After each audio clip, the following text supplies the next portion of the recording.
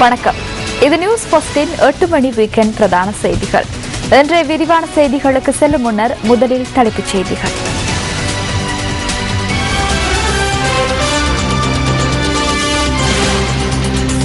ஐக்கிய தேசிய கட்சியில் உள்ள மேலும் சில உறுப்பினர்கள் தம்முடன் இணைந்து கொள்ள உள்ளனர். தாசுரி ஜெயசேகர தெரிவிப்பு. வடமேல் மாகாண முதலமைச்சர் தொடர்பில் அரசாங்கம் சார்பில் பல்வேறு கருத்துக்கள்.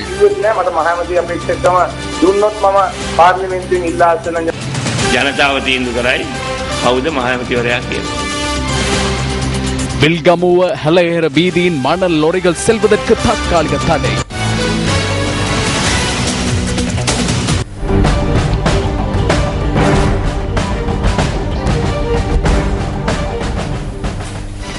அரசாங்கத்தை பாதுகாக்கும் அரசியலுக்கு பதிலாக நாட்டை பாதுகாக்கும் அரசாங்கம் உருவாக்கப்பட்டுள்ளதாக ஜனாதிபதி மஹிந்த ராஜபக்ச தெரிவிக்கின்றார்.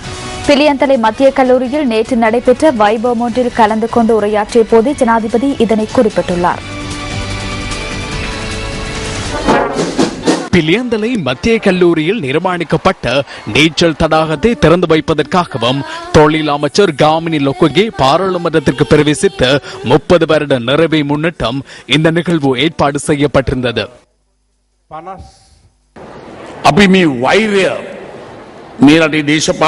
நாம் குரோத மனப்பான்மையை அரசியலில் இருந்து மாத்திரமல்ல அனைத்திலிருந்தும் நீக்க வேண்டும்.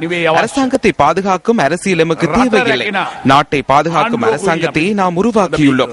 நாட்டை நேசிக்கும் அனைவரும் எம்முடன் இணைந்து நாட்டிற்கும் எதிர்கால சந்ததியினருக்கும் சேவையாற்ற முடியும்.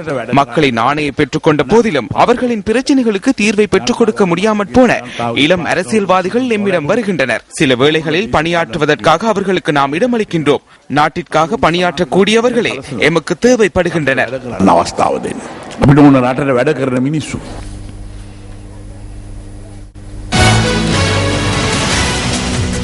தற்போதுள்ள நிலைமையின் கீழ் 1 கிலோகிராம் அரிசியை 20 ரூபாவுக்கு விற்பனை செய்ய முடியும் என முதலீட்டு ஊக்குவிப்பு அமைச்சர் லக்ஷ்மண் யாப்பா அபேவர்தன தெரிவிக்கின்றார். தென்மாகாண விவசாய அமைச்சினால் ஏற்பாடு செய்யப்பட்டுள்ள கண்காட்சியொன்றின் 3ஆம் நாள் நேற்றைய தினம் முதலீட்டு ஊக்குவிப்பு அமைச்சர் லக்ஷ்மண் யாப்பா அபேவர்தனவினால் ஆரம்பித்து வைக்கப்பட்டது.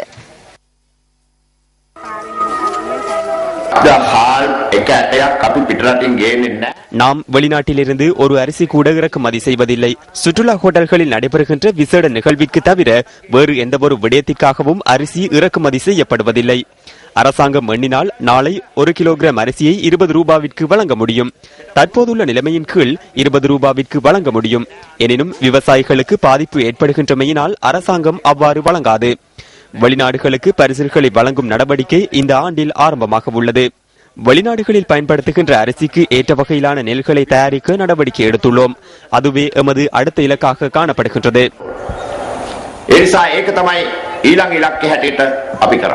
வாழ்க்கை செலவு குறித்தும் அமைச்சர் இதன் போது கருத்து வெளியிட்டார். எமது நாட்டின் வாழ்க்கை செலவு அதிகமாக காணப்படவில்லை. வாழ்க்கை செலவு என்பது எம்மாலேயே ஏற்படுத்திக் கொள்ளக்கூடிய ஒன்றாகும். வாழ்க்கை செலவு அதிகம் என்றால் அரசாங்கத்திற்கு எதிராகவே வாக்களிக்க வேண்டும் அல்லவா? 1 கிலோகிராம் அரிசியை 5 ரூபாவிற்கு வாங்க முடியும். அவ்வாறே நாம் செலவீடு செய்கின்றோம். ஏனைய பொருட்களுக்கும் நாம் தேவையற்ற செலவினங்களையும் மேற்கொள்கின்றோம். எமது அறியாமை காரணமாகவே அதனை செய்கின்றோம்.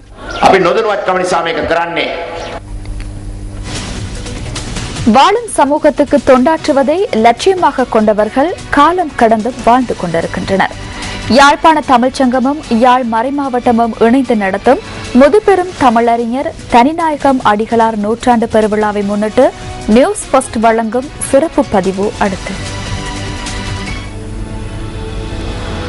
இலங்கையின் தமிழ் அறிஞர்களில் மிகவும் முக்கியமானவரான தனிநாயகம் அடிகளார் 1913ஆம் ஆண்டு ஜூலை 2ஆம் திகதி கணபதி பிள்ளை ஸ்ரனிஸ்லாஸ் சிசில் ராசம்மா தம்பதியருக்கு மகனாய் யாழ் நெடுந்தீவில் பிறந்தார். சேவியர் நிக்கலஸ் என்ற இயற்பெயரை கொண்ட அடிகளார் ரோமன் கத்தோலிக்க குருவாக நியமிக்கப்பட்ட பொழுது தமிழ் மீது கொண்ட தீராத பற்றினால் தனது பெயரை தனிநாயகம் என்று மாற்றிக்கொண்டார்.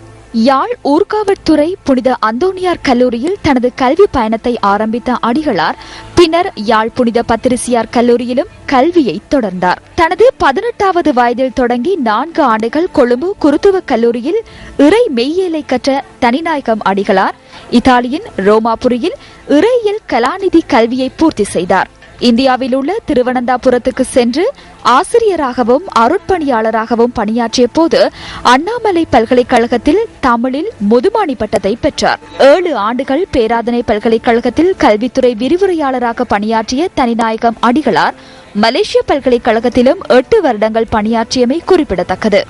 1964 ஆண்டு உலக தமிழாராய்ச்சி மன்றத்தை நிறுவி அதனூடாக 1966 ஆண்டில் முதலாவது தமிழாராய்ச்சி மாநாட்டை மலேசியாவின் கோலாலம்பூரில் நடத்தியிருந்தார்.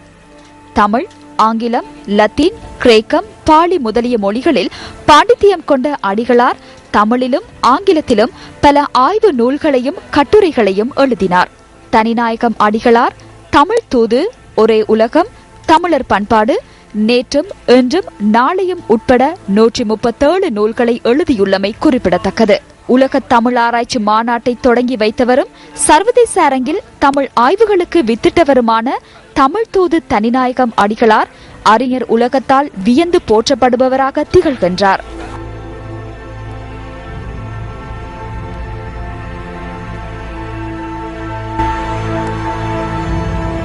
4 உலக தமிழராய்ச்சி மாநாடுகள் நடைபெற காரணமாக இருந்த தனிநாயகம் அடிகளாரின் 100ஆண்டு பெருவிழா. செயற்பாடின்றி இருக்கும் உலக தமிழ் ஆராய்ச்சி மன்றம் மீண்டும் புத்துயிர் பெறச் செய்யும் என்ற எதிர்பார்ப்பை தருகின்றது.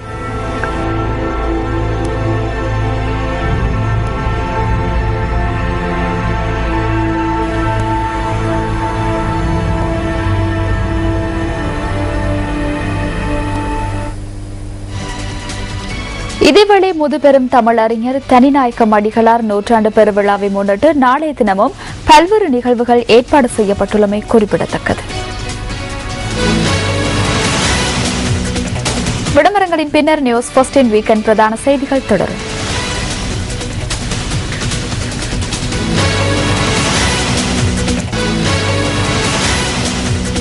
மேல்மாகாண சிறுவர் பாதுகாப்பு மற்றும் நன்னடத்தை திணைக்களத்தின் நீர்கொழும்பு அலுவலகத்துக்கு முன்பாக நேற்று கைது செய்யப்பட்ட பெண் அடுத்த மாதம் 1ஆம் தேதி வரை விளக்கமறியலில் வைக்கப்பட்டுள்ளார்.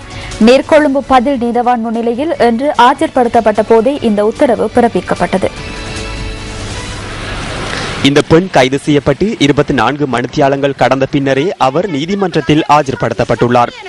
நீர்கொழும்பு பகுதியைச் சேர்ந்த இந்த பெண் சிறுவர் நன்னடத்தை பிரிவில் உள்ள தமது மகளை மீண்டும் பெற்றுக்கொள்ளும் நோக்கில் நன்னடத்தை அறிக்கையொன்றை நீதிமன்றத்திடம் சமர்ப்பிக்க இருந்த நிலையிலேயே அவர் நேற்று நீர்கொழும்பு நீதவான் நீதிமன்றத்திற்கு வருகை தந்துள்ளார். அந்த வழக்கு விசாரணைக்கு எடுத்துக் கொள்ளப்பட்ட போது குறித்த நன்னடத்தை அறிக்கையை சமர்ப்பிக்க வேண்டிய பிக்கு நீதிமன்றத்திற்கு சமூகம் அளித்திருக்கவில்லை.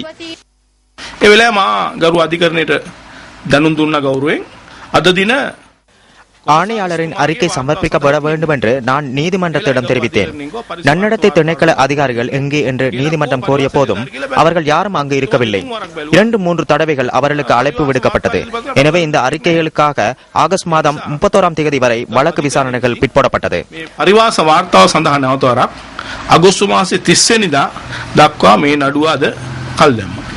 குறித்த நன்னடத்தை மற்றும் சிறுவர் பாதுகாப்பு திணைக்கள அதிகாரியான தேரர் நீதிமன்றத்திற்கு வருகை தராத காரணத்தால் இந்த பெண் நன்னடத்தை அலுவலகத்திற்கு வந்தார். ஆனாலும் அங்கு அந்த தேரர் இருக்கவில்லை. அந்த தேரரை சந்திக்கும் நோக்கிலேயே குறித்த பெண் அந்த இடத்தில் அமர்ந்திருந்துள்ளதாக தெரிவிக்கப்படுகின்றது. ஆனாலும் நன்னடத்தை அதிகாரியான தேரருக்கு பதிலாக சிவில் உடையிலிருந்த 2 போலீஸ் உத்தியோகத்தர்களே அங்கு வந்ததாக எமது பிராந்திய செய்தியாளர் குறிப்பிட்டார். இந்த தாய் அவர்களுடன் செல்வதற்கு மறுத்தமையால் அவர்கள் மீண்டும் போலீஸ் சீருடையில் வந்து அவரை போலீஸ் நிலையத்திற்கு அழைத்துச் சென்றுள்ளனர். நன்னடத்தை மற்றும் சிறுவர் பாதுகாப்பு திணைக்களத்தின் அதிகாரிகளின் கீழ் உள்ள தமது மகளை மீட்டெடுக்கும் நோக்கில் சட்டத்தின் முன் நின்ற இந்த தாய்க்கு 24 மணித்தியாலங்களுக்கு மேல் போலீசாரின் கட்டுப்பாட்டின் கீழ் இருக்க வேண்டிய நிலை ஏற்பட்டுள்ளது.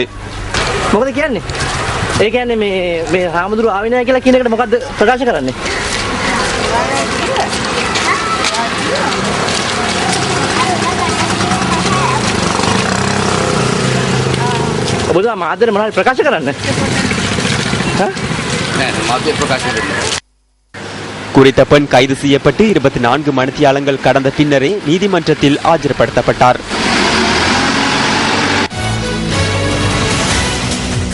அனுராதபுரம் புளியங்குளம் பகுதியில் வனலாக அதிகாரி ஒருவரினால் நடத்தப்பட்ட துப்பாக்கி பிரயோகத்தில் காயமடைந்த நபர் வைத்தியசாலையில் அனுமதிக்கப்பட்டு சிகிச்சை பலனின்றி உயிரிழந்துள்ளார்.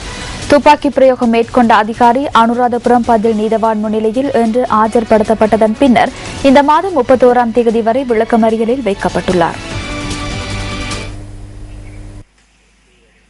புளியங்குளம் எலையாபத்துவ வன அலுவலகத்தில் கடமையாற்றிய அதிகாரி ஒருவரினாலேயே இந்த துப்பாக்கி பிரயோகம் மேற்கொள்ளப்பட்டுள்ளது.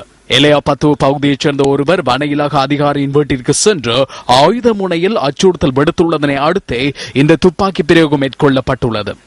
சம்பவத்தில் உயிரிழந்த நபரிடமிருந்த மரக்குற்றிகளை வன இலாகா அதிகாரி தனது பொறுப்பிற்கு எடுத்ததை அடுத்து இந்த வாய் தர்க்கம் ஏற்பட்டுள்ளதாக போலீசார் கூறினர்.